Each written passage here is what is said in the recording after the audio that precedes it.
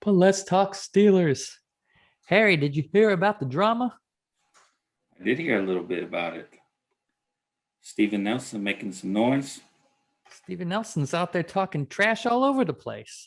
It's the word on the street. He's out there trashing everybody.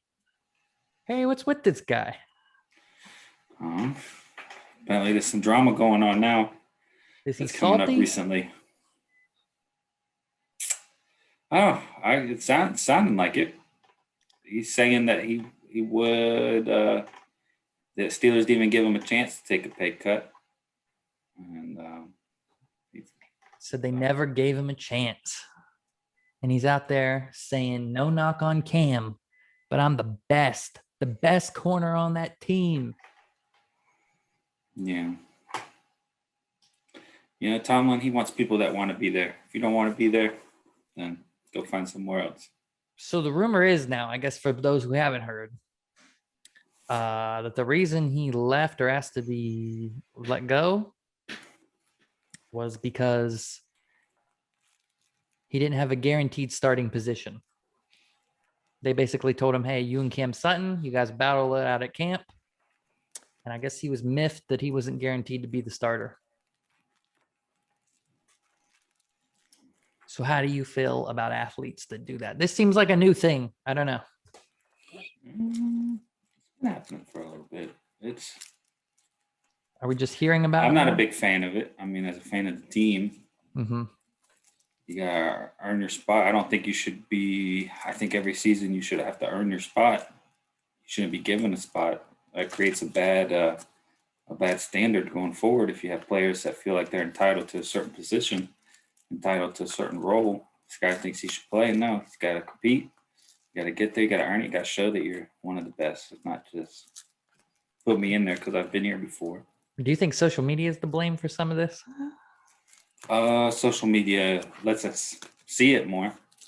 You see it more hyping up egos, maybe? We see it a lot more. So it could be just in the locker room is now all over Twitter, all over Instagram, Facebook, all these things. I don't know. And I'm biased, but I just think of, and maybe it's just a Steelers thing, I can't imagine Joey Porter or somebody like that back in the day in the locker room whining because they weren't guaranteed a starter position. I guarantee you say that to Joey Porter, his answer is, you're going to start me because I'm going to earn it. And there's going to be no question about who the best is at the end of training camp.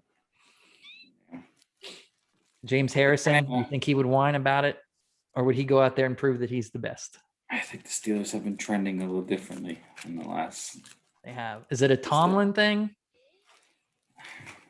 No, but I think in the beginning of his coaching career, he didn't really nip this in the bud. He didn't put an end to this stuff and kind of let it grow. And now you got this. They didn't stop this stuff. Old Steelers, all right, you're gone. We'll replace you. We'll find somebody else, next man up. Now, some players are showing their replaceable, which happened with Antonio Brown. Yes. He's throwing fits, and for a long time, he was untouchable. And I think I'm back and forth on Tomlin. I don't know. He's a good coach, but sometimes I feel those coaches that try to be the players' friends and buddies, you run into situations like this. I'm a Tomlin fan. He's learned. He was a very young coach. And he's better. I would say in recent years, I get that vibe less from him than I used to. He seems more, I don't want to say leadership, less buddy now than in the past. So he's growing, but like you said, he's learning. Out of control now. Be all right. We'll figure it out. We'll see where that goes. Also, Steven Nelson and Devin Bush got into a little exchange. So continuing on that. He's Give rowdy. me Devin Bush all day. So. He's rowdy. We'll see. Another funny social media or interview this week. Did you hear about JuJu? No, what's this? Apparently he said Kansas City's coach, Andy Reid, was bribing him to come there.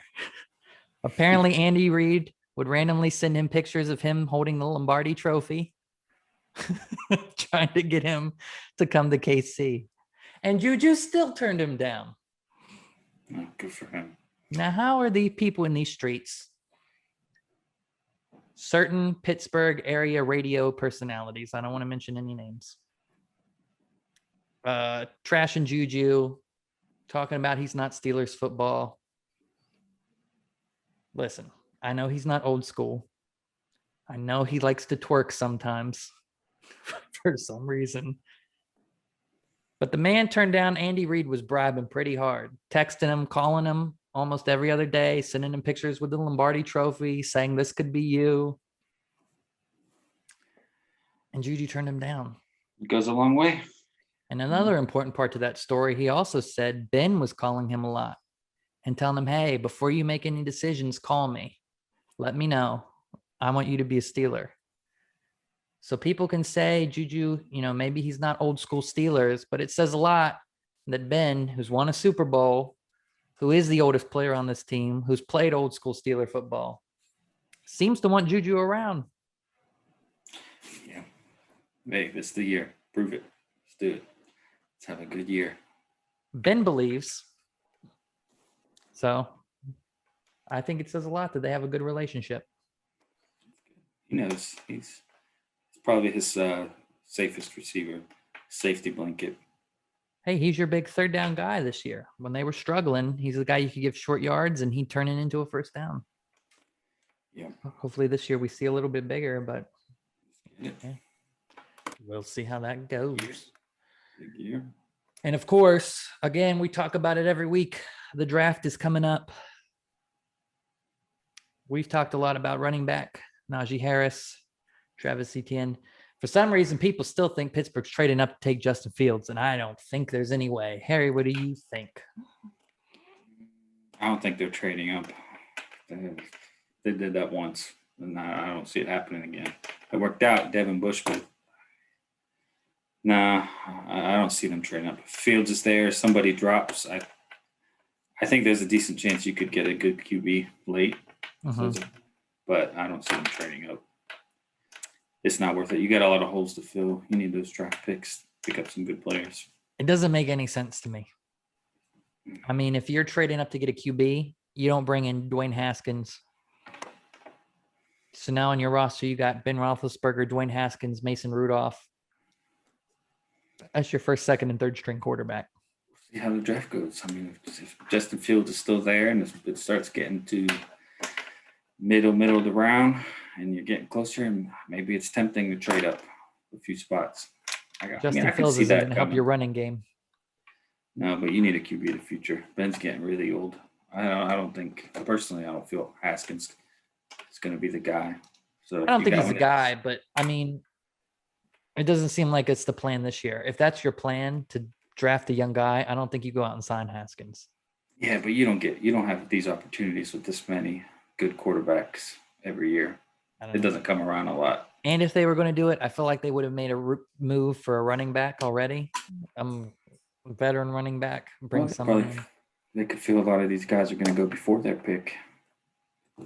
Could be. We'll see. We'll see what happens. A lot of people have them drafting an edge in the first round too. I don't see that happening. Honestly, I would be shocked if they didn't draft Najee Harris in the first round. Running back's expensive. I mean, running back in the first round, I think that's the problem. Lucky, I mean, you're late in the first round. It's worth it. I could see something happening if Fields or one of these big name quarterbacks is there. I don't think he falls that low though. I don't think he falls either. But if for some reason these people drop, you can never trust the news exactly. No, people aren't going to tell you exactly their plan. But if he's there in the middle, maybe you jump up.